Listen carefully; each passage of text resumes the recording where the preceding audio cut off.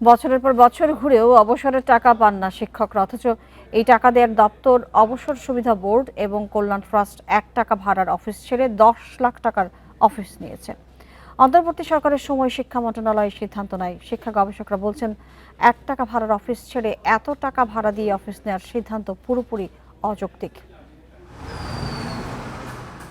অবসর সুবিধা বোর্ড এবং কল্যাণ ট্রাস্টের অফিস ছিল নীলক্ষেতের ব্যানবেইস ভবনের নিচতলায়। শিক্ষকদের অবসরের টাকা পেতে 4 থেকে 5 বছর সময় লাগে। প্রতি মাসে অফিস দুটির ভাড়া ছিল 1 টাকা করে, অথচ এই ভবন ছেড়ে চলতি বছরের জানুয়ারিতে ইস্কাটনে প্রবাসী কল্যাণ ভবনের 13 তলায় নতুন অফিস নেওয়া হয়, যার ভাড়া প্রতি মাসে 10 লাখ টাকার মতো। অন্তর্বর্তীকালীন সরকারের সময় শিক্ষা মন্ত্রণালয় এই সিদ্ধান্ত নেয়। আমরা টাকা পাই না, আর এবার উন্নত অফিস নিয়েছে, ওই অফিস তো ভালো ছিল। স্কাটনে অফিস নেয়ায় ব্যাপক ভোগান্তিতে পড়তে হচ্ছে অবসরপ্রাপ্ত শিক্ষকদের, কারণ এখানে গণপরিবহনে সরাসরি আসা যায় না।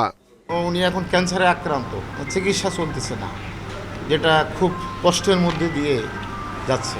এখন পর্যন্ত অবসর সুবিধা বোর্ডে 67,000 আবেদন জমা আছে, আর কল্যাণ ট্রাস্টে আছে 40,000-এর বেশি আবেদন।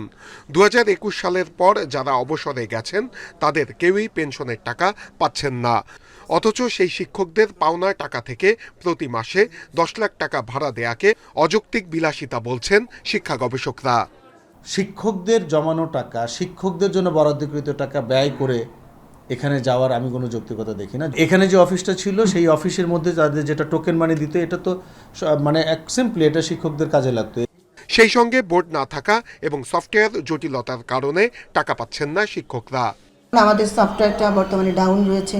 সফটওয়্যারে দিয়ে তো আমরা শিক্ষকদের সাথে কমিউনিকেট করি, তাদের মেসেজ দিই, আদান প্রদান করি। প্রসেসিং সমস্যা একটা বড় সমস্যা, কারণ যেহেতু দীর্ঘদিন আবেদনগুলো আমরা প্রসেস করতে পারছি না, কারণ হলো দীর্ঘদিন একটা বোর্ড না থাকার কারণে কিছু অসুবিধা তো ছিলই।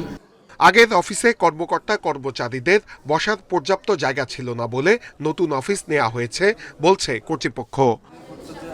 বছরের পর বছর ঘুরেও অবসরের টাকা পাচ্ছেন না শিক্ষকরা। একদিকে যেমন রয়েছে আর্থিক সংকট, অন্যদিকে প্রযুক্তিগত সমস্যা। শিক্ষা সংশ্লিষ্টরা বলছেন এই সংকটের স্থায়ী সমাধান জরুরি। নূরে আলম, ইন্ডিপেন্ডেন্ট নিউজ, ঢাকা।